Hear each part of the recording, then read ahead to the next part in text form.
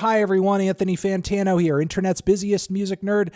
I hope you're doing well. And it's time for another edition of Reviewing Your Music. We're going to hop on Twitch here, which we are live right now, at least when we're recording this. It's not live for you on YouTube, but still. We're live on Twitch. We're taking submissions from the viewers. We're asking for their music. We're putting it up here. We're listening to it, and we're reviewing it. We're assessing it. Positive, negative, or whatever in between. We're giving thoughts, we're giving critiques. And yeah, that's the vibe. That's what we're doing. And everything we talk about in this video for you guys on YouTube, it's linked down below. So if you want to check out any of these budding, independent, up-and-coming artists, you certainly can. You're invited to, of course. And yeah, our first submission here, which we've already cleared out, or already cleared, whether or not this guy is in chat, he is. The artist name is Wishline. Let me get the rest of this up so I can tell you guys. The song is Rearview, and the genre is said to be indie/electronic. Ooh, is it going to be indie with electronics, or will it be indie-tronic? I guess we'll see. All right, Rearview again is the name of the track. Let's give it a spin. Running backwards to the place I built in my head. Rewrite the pages, satellite, the words at the set, because it's just a game. Okay. Wow. Wishline, thank you.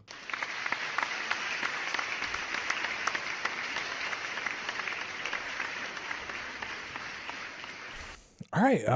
Geez, I felt like I listened to four different songs, like four, obviously like in the same key and harping on the same melodic ideas, but I felt like I was listening to four distinctly different vibes and songs within one track. I will say toward the beginning, like I wasn't too crazy about the vocals, and in the transition to some of the dancier beats, I feel like some of those guitar lines and the vocals weren't syncing up as tightly as they could have in terms of tempo. It felt, at first as things were kind of like melting together in terms of like the indie instrumentation, the folk instrumentation, and the electronics, everything felt a little bit off, but the further down the road it went, the tighter it got and the groovier it got. And man, I am really surprised in the way that you kind of brought these two genres together. You really kind of like, musically speaking, like fucking anamorphed over the series of like 3 minutes here into like a totally different beast by the end of the track. I felt like we just like evolved musically and texturally into a totally different world.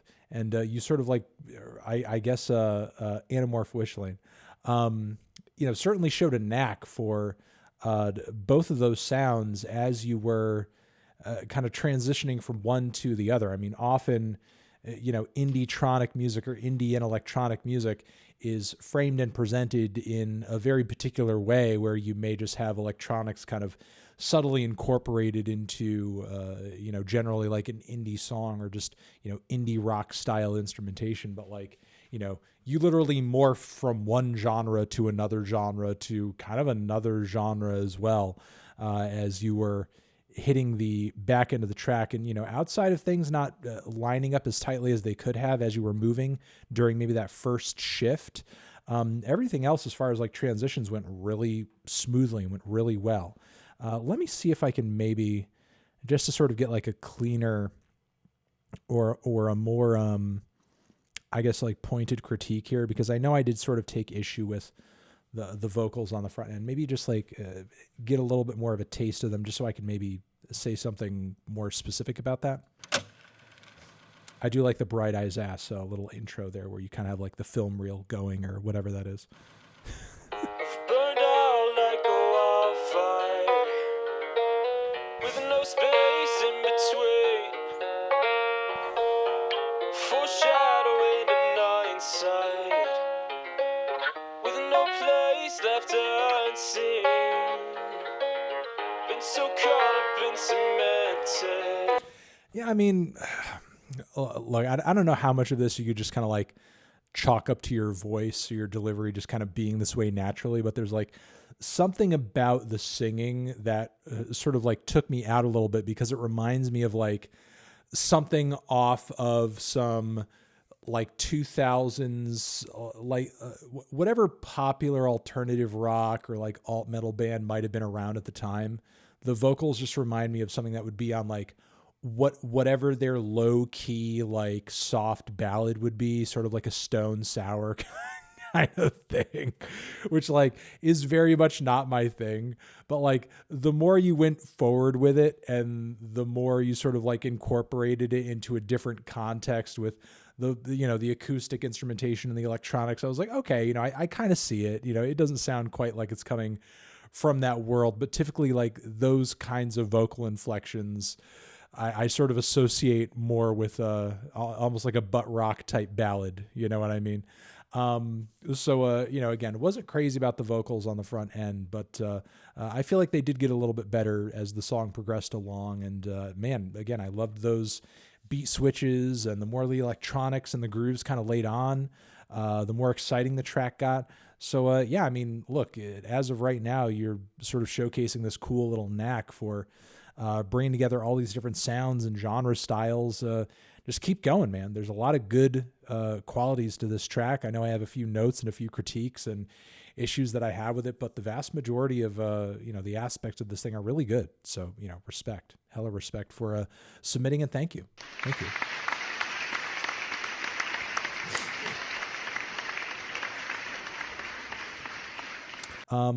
So again, Lost Boy Syndicate is the artist name that's being submitted here. Song is 2700. Genre is hip hop.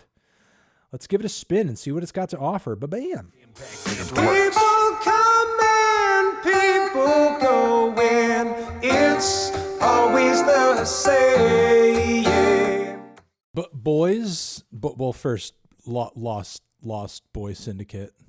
Thank you for submitting.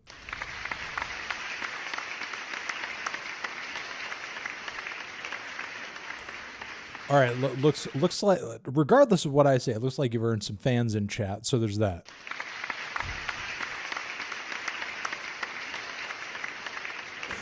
And again, if you want to look these guys up, Lost Boy Syndicate with fucking $signs. They're on Spotify right now, and it looks like they got a bunch of tracks on their page too. Page 2. So going from there, I have some notes, guys. Look, the mix on the beat I thought was a little pitchy, especially that guitar on the front end. It was a little painful to listen to.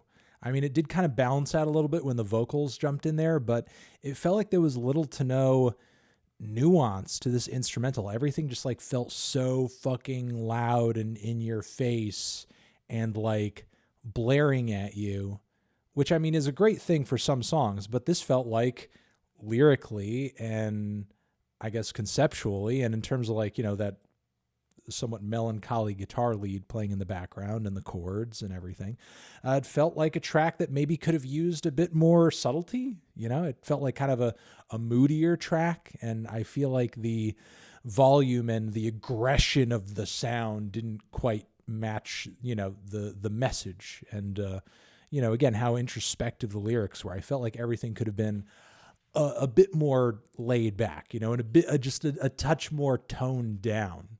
Just give everything a bit more breathing room.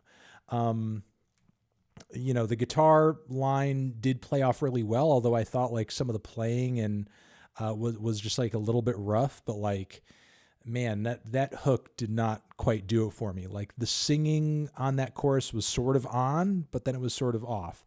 I felt like toward the back end of the hook, I'm not even remembering the lyrics. Hold on one second. Right there, that fucking line, that hits. That hits.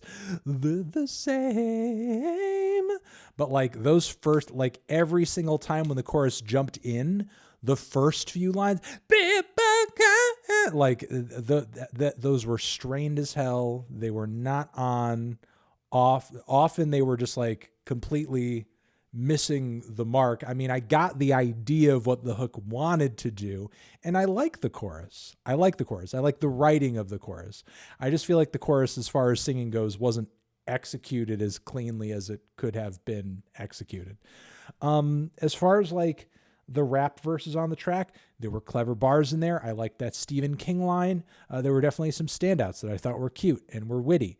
But I thought the first verse was kind of falling in line with my critique about the sound overall, in that it just seemed like a little too aggressive and a little too hard and for a track that's trying to be like this introspective and kind of lend some perspective and, I guess like speak on some darker, sadder, just like more thoughtful, more melancholy ideas and everything.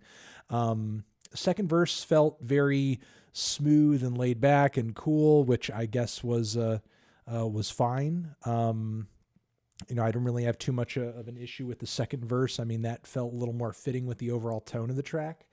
Look, I feel like I mostly am just having an issue with the sound just being so fucking, I guess in a way like noisy and kind of a little too rough around the edges. But like the structure of the track is there. Seems like you guys have a strong grasp of flow, and that's, one thing I can certainly compliment the track on. You guys like can flow your fucking asses off for sure. I like, again, the idea of the chorus, and I like that you put the care into writing a compelling chorus. I just feel like it's not as well sung as it could have been.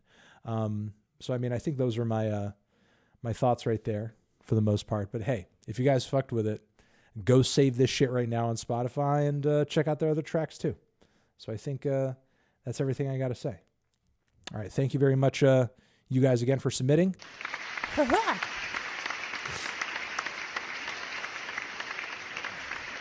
Again, next track is from username Fububu. The artist is The Neverends. And the song is Out of This World. I hope it delivers on the title. And the genre is alternative indie rock. Well, all right, cool. Let's give it a spin then. Ba-bam.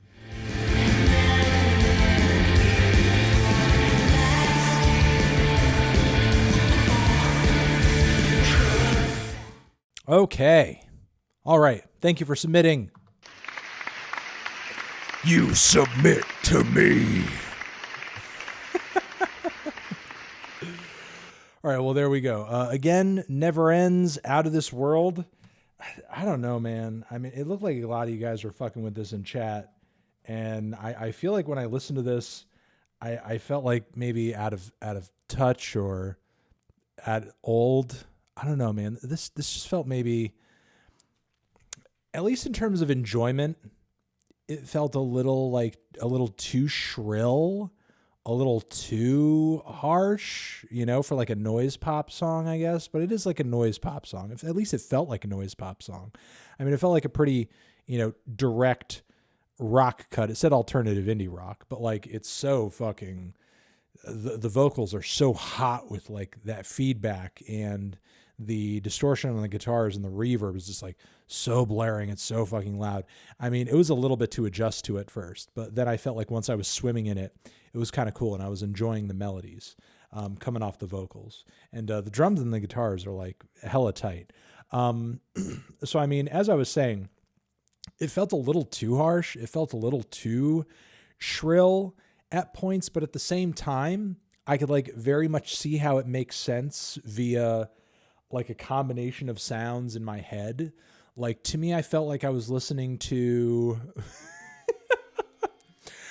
I felt like I was listening to The Strokes, but a young Alex Turner trying to sing, like the hotel bass and casino style, like over that.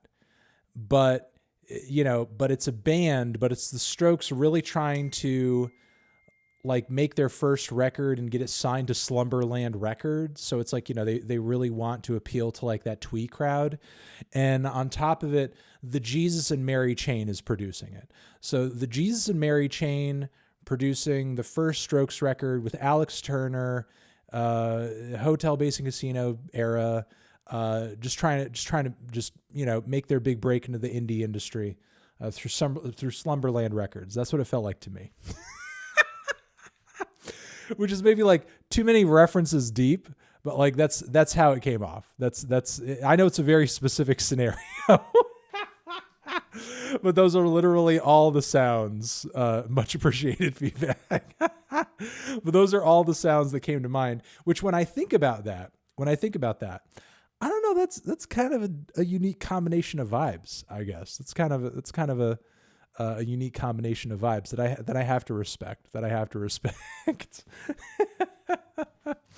So yeah, it did feel like there was almost like a classic kind of Slumberland-ish vibe to it, which if you're not familiar with that label and bands like Pains of Being Pure at Heart and Black Tambourine and all the classic like twee and noise pop they put out on there, check them out and look them up, because, I think there's a lot of good stuff on there that, even Foo Boo Boo may get something out of as well if, you're not too deep into that catalog. Yeah, I mean, I thought it was like a sweet, straightforward tune. It just had a very loud, blaring, somewhat shrill sound that was a lot at first, but, it was pretty quick adjustment, I think. And once I adjusted to it, there were some simple and sweet elements to it that I definitely appreciated. And I guess it was so loud and gargantuan that it did feel a little out of this world. So there you go. So again, thank you for sharing. Awesome. Amazing. Fantastic. All right, again, for everyone on YouTube, this has been another episode of Reviewing Your Music. Every artist we talked about in this episode is linked down below. You can check it out for yourself down there. Save their stuff. Heart their songs and projects on Spotify and wherever else you might find these artists who we talked about. Over here next to my head, it's another video that you can check out. Hit that up, or the link to subscribe to the channel. Love you, Anthony Fantano, reviewing your music forever. All right, guys, cool. I'm going to stop the recording.